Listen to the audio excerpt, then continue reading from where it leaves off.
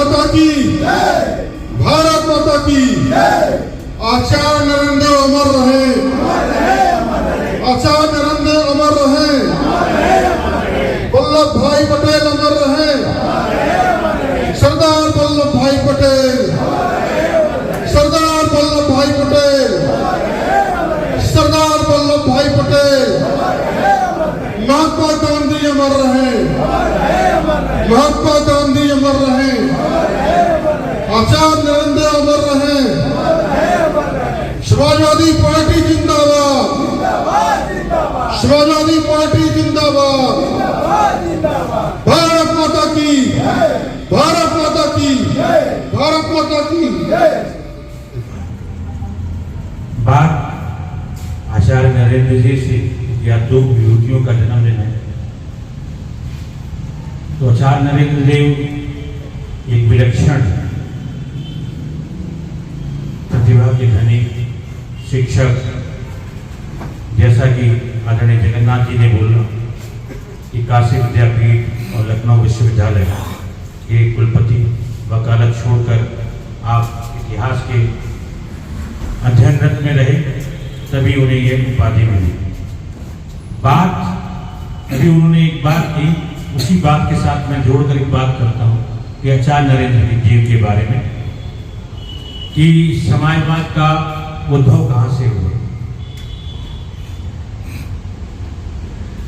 उनका अपना विषय था कि समाजवाद पनपा कहां से। बिल्कुल सही बात उन्होंने बताई, लेकिन समाजवाद जो पनपा किस वजह से पनपा, उन्होंने एक छोटी सी बात उसमें रखी। लेकिन जो मैंने पढ़ा कि समाजवाद जो हमारे यहाँ कृषि क्रांति और मजदूर क्रांति, क्योंकि आचार्य नरेंद्र देव मार्क्सवादी, जो मार्क्स की बात हमने की कि मार्क्सवादी आचार्य नरेंद्र देव रहे, उनके विचारों में मार्क्स हमेशा झलकता था, मार्क्सवादी विचारधारा। और वो कहते भी थे कि अगर समाजवाद को छोड़ना पड़े तो मैं मार्क्सवाद ज्यादा रहूंगा। लेकिन उस कृषि क्रांति और उस मजदूर क्रांति जिससे समाजवाद का उद्भव हुआ, हमारे यहाँ समाजवाद पहले उत्पन्न हुआ। जैसा उन्होंने बोला कि प्लूटो के वहां समाजवाद सबसे पहले हुआ, और जहां की उन्होंने क्रांति बताई। क्यों? क्योंकि वहां पर जो मजदूरों के साथ जो अन्याय होता था, जो कृषकों के साथ अन्याय होता था, जो खेती करते थे मेहनत कर मजदूर, उनके साथ जो अन्याय होता था, तब समाजवाद उस मार्क्सवाद से जन्म के समाजवाद जनता, उस आचार्य नरेंद्र देव जी उस समाजवाद के जनक इस भारत भूमि पर। जो बहुत बड़ी बात है कि उन्होंने, लेकिन जो यहाँ का समाजवाद था, उन्हें उस कृषि क्रांति और मजदूर की जो क्रांति है उसमें सामंजस्य की बात की कि दोनों में विभेद नहीं होना चाहिए, दोनों परस्पर विरोधी ना हो, दोनों में एक समानता हो, एक दूसरे के पूरक बने, तब ये समाजवाद हमारे उस लक्ष्य को पूरा कर पाएगा। यही बात आचार्य नरेंद्र देव ने कही। महात्मा गांधी के संपर्क में आए, वो बहुत समय बाद आए, तो वहां श्री प्रकाश जी थे। उन्होंने कहा कि आपने, महात्मा गांधी ने कहा कि इस हीरे को आपने कहाँ छुपा रखा था।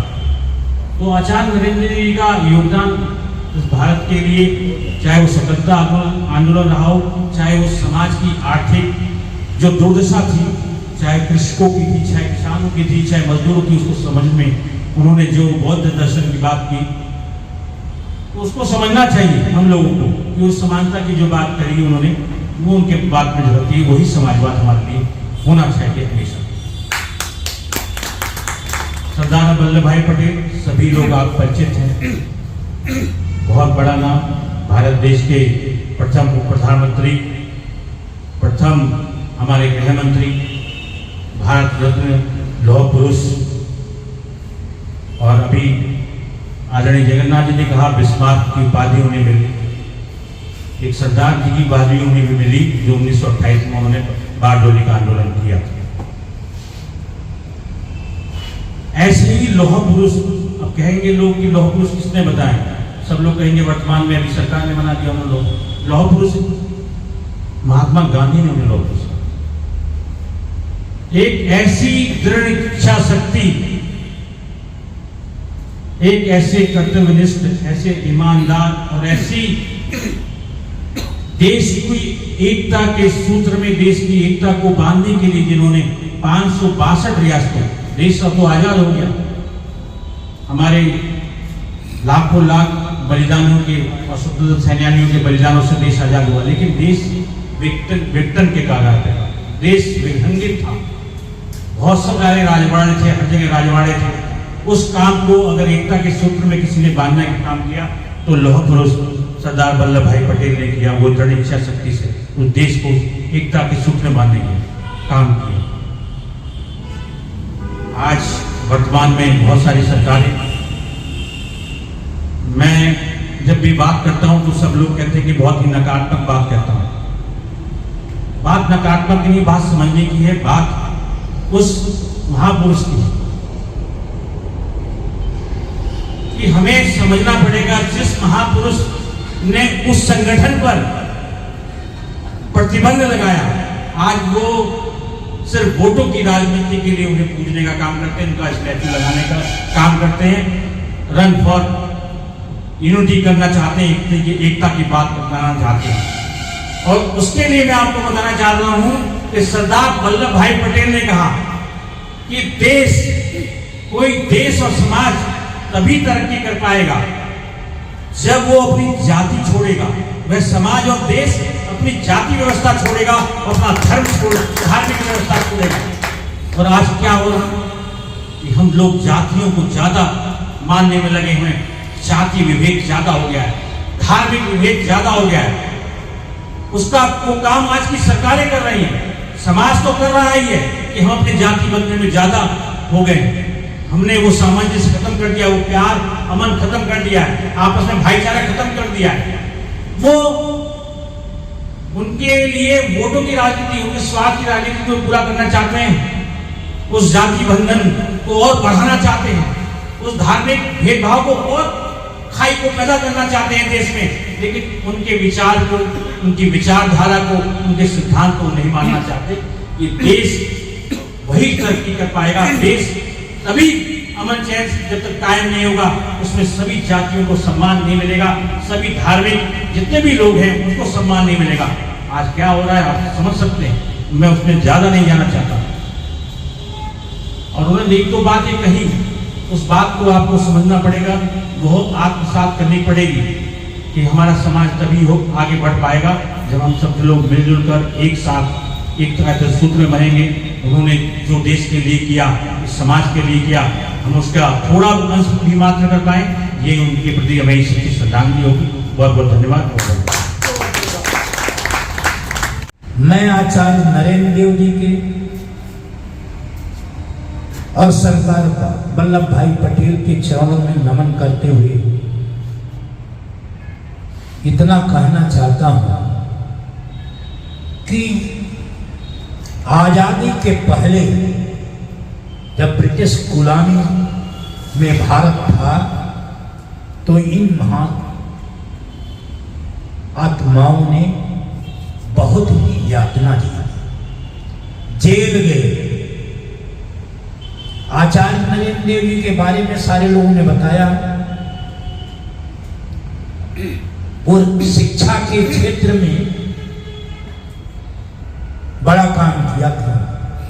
और उनका कहना था कि शिक्षा वह होनी चाहिए जो नैतिक हो, सत्य और ईमानदारी पर आधारित है और समाज के कल्याण का काम करे। और शिक्षकों को भी वो कहते थे, क्योंकि वो कुलपति थे, तो शिक्षकों को भी कहते थे कि आप लोग ईमानदारी से छात्रों को अध्ययन करवाइए और उन्हें देश की जो स्थिति है उसके बारे में बताते हुए उन्हें अपने कर्तव्य पथ पर ईमानदारी से चलने का मार्ग बताइए। और वो बौद्ध धर्म से प्रभावित थे, मार्क्सवाद से प्रभावित थे, और सबसे ज्यादा फिर गांधीवाद से प्रभावित हुए, क्योंकि मार्क्सवाद में जो श्रम का महत्व था उसे तो उन्होंने समझा, लेकिन जो उसमें हिंसा का वातावरण था उसके वो थोड़ा विरोध में रहे। और बौद्ध दर्शन को इसलिए उन्होंने कहा कि उन्होंने इस देश के वंचितों, उपेक्षितों, प्रताड़ितों और जिन लोगों का शोषण हो रहा था उनके प्रति उनके मन में करुणा, पीड़ा और दया का भाव था। इसलिए बौद्ध दर्शन से वो प्रभावित थे और वह जात विहीन, वर्ग विहीन, धार्मिक पाखंड विहीन समाज बनाना चाहते थे। आचार्य नरेंद्र देव, जहां सरदार वल्लभ भाई पटेल ने देश को एक सूत्र में बांधने का काम किया, वहीं आचार्य नरेंद्र देव ने देश में जो शोषण की व्यवस्था है, जो अन्याय की व्यवस्था है, जो अनाचार और अत्याचार की व्यवस्था है, जहां अहंकार और ईर्ष्या है, गरीबी है, भूख है, दर्द है, पीड़ा है, बेबसी है, लाचारी है, बीमारी है, उसको नजदीक से देखा और उसको निराकरण का प्रयास किया। और सभी वक्ताओं ने बता दिया आचार्य नरेंद्र देव जब कांग्रेस से अलग हुए तो कांग्रेस समाजवादी दल की अध्यक्षता की, जिनसे प्रखर नेता निकले जयप्रकाश नारायण। जहां गांधी ने समग्र क्रांति की बात की, जयप्रकाश नारायण ने संपूर्ण क्रांति की बात की और डॉक्टर लोहिया ने सख्त क्रांति की बात की, व्यवस्था परिवर्तन। सरदार वल्लभ भाई पटेल पटना में भाषण कर रहे थे, वहां पर लोगों ने कहा कि क्रांति जिंदाबाद, क्रांति जिंदाबाद। वो खड़े हो गए और कहा क्रांति का मतलब समझते हो आप? लोग नहीं बताए। उन्होंने बताया क्रांति का मतलब होता है बदलाव। जो सड़ी गली व्यवस्था है या जहां अन्याय और शोषण है उसमें बदलाव लाना, वो क्रांति है। उन्होंने कहा पहली क्रांति इस देश के अंदर चंपारण में हुई थी, जहां अंग्रेज किसानों का शोषण कर रहा था, नीम की खेती का, कि किसानों का, और वहां क्रांति हुई, वो झुका और किसानों के पक्ष में फैसला हुआ। तो क्रांति बदलाव है।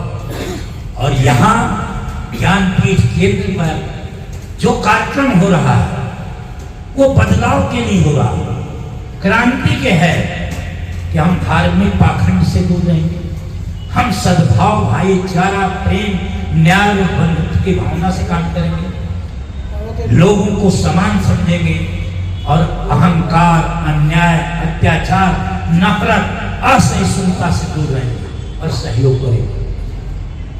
क्योंकि ये जो महान विभूतियां हैं इन्होंने हमें मार्ग दिखाया है कि हम समाज में प्रेम से रहें, और जिस समाज के अंदर, जिस परिवार के अंदर सहयोग और प्रेम की भावना होती है, सद्भाव होता है, वो सुदृढ़ और मजबूत होता है। जब परिवार मजबूत होता है तो समाज मजबूत होता है, देश मजबूत होता है, विश्व में वह फैलता रहता है।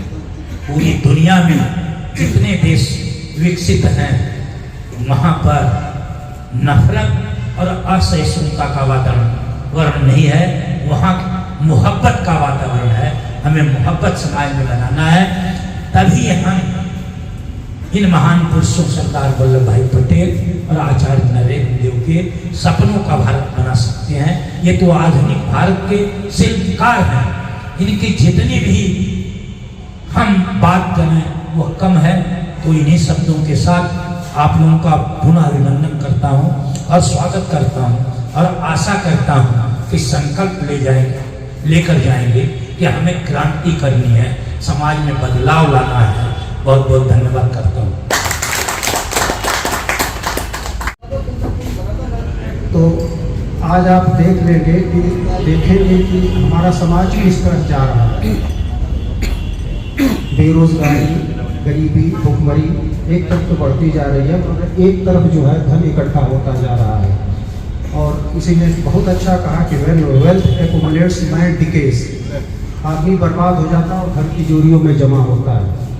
और ऐसी बात नहीं है कि जो लोग बेशुमार दौलत इकट्ठा कर रहे हैं उन्हें चिंता नहीं है। आज दुनिया में 10 सबसे अमीर लोग हैं, वो ये सोच रहे हैं कि भाई ऐसा कोई फंड इकट्ठा करना चाहिए जिसमें जो बहुत गरीब लोग हैं उनका कल्याण हो सके, क्योंकि मेनली वो गरीबों के कल्याण के लिए नहीं इंटरेस्टेड है, वो अपनी सत्ता बचाने के लिए है। क्योंकि एक बार जब ये आदमी सड़क पर आ जाएगा तब क्या होगा। तो दुर्भाग्य से आज हमारा देश जिस तरफ चल रहा है उसमें नरेंद्र देव जी के विचारों की बहुत ज़रूरत है, समाजवाद की बहुत ज़रूरत है। देश से पाखंड और हिंसा को करने की ज़रूरत है, और इसके लिए ऐसे ही लोग विचारों के रूप में अगर इकट्ठे हों और कुछ करें तो तभी संभव हो पाएगा। धन्यवाद। आजादी आई भी तो क्या, कायम है गुलामी की रस्में। जनता का जीवन आज भी है सरमायादारों के बस में, सरमायादारों के बस में। आजादी आई भी तो क्या, कायम है गुलामी की रस्में। जनता का जीवन आज भी है सरमायादारों के बस में, सरमायादारों के बस में। जो गरीब थे और गरीब हुए, जो अमीर थे और अमीर बने। काला धन बंद तिजोरी में, फिर देश की क्या तकदीर बने। साहो की नहीं, नेता की नहीं, दौलत की हुकूमत आज भी है। इंसानों को जीने के लिए पैसों की जरूरत आज भी है, पैसों की जरूरत आज भी है। वो लोग जो कपड़ा बुनते हैं, वही लोग यहाँ अधनंगे हैं। ये कैसी सोने की चिड़िया, पग पग पे जहाँ भिख मंगे हैं, पग पग पे जहाँ भिख मंगे हैं। आजादी आई भी तो क्या, कायम है गुलामी की रस्में। जनता का जीवन आज भी है सरमायादारों के बस में, सरमायादारों के बस में। खेती पेशा ये देश मगर आता है अनाज विदेशों से। हर गांव शहर में आ पहुंचा बेकारी के अंदेशों से। गोदाम में कैद किए बैठा कोई खेतों की जवानी को। जहाँ दूध की नदियाँ बहती थी, वहाँ लोग तरसते पानी को, वहाँ लोग तरसते पानी को। अपना व्यापार बढ़ाने को मंदिर मस्जिद को लड़ाते हैं। इंसान नहीं शैतान है ये, अनजानों को बहकाते हैं। अनजानों को बहकाते हैं। अपने मंसूबों के लिए लड़ते हैं लड़ाई सूबों की, तलवार बनाकर भाषा को भारत को काटा करते हैं। निर्धन बगावत कर बैठे, इसलिए ही तो ये धन वाले किस्मत की दुहाई देते हैं। तकदीर की चर्चा करते हैं, तकदीर की चर्चा करते हैं। खाते हैं देश की रोटी और गाते हैं गीत विदेशों के। इन्हें लाल कहें या दलाल कहें, ये माँ को बेचा करते हैं, ये माँ को बेचा करते हैं। आजादी आई भी तो क्या, कायम है गुलामी की रस्में। जनता का जीवन आज भी है सरमायादारों के बस में, सरमायादारों के बस में। आजादी आई भी तो क्या, आजादी आई भी तो क्या, आजादी आई भी है तो क्या। भारत माता की।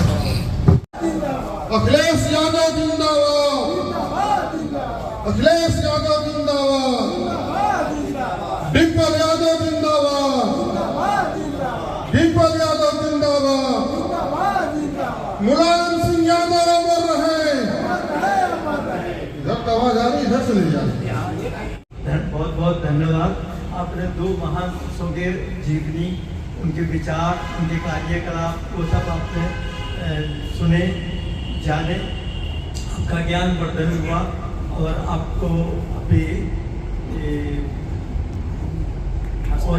और कुछ ज़्यादा लेक्चर की ज़रूरत है नहीं। आपको अभी नाश्ता करो और उसके बाद अपने घर जाओ। थैंक यू, बहुत बहुत धन्यवाद। नमस्कार, प्रणाम। मैं खुशबू तिवारी आप सभी के बीच रूबरू हूँ GNA न्यूज चैनल के माध्यम से। आप सभी इसको देखिए, सुनिए, ढेर सारा प्यार दीजिए और चैनल को सब्सक्राइब करिए। बहुत बहुत धन्यवाद।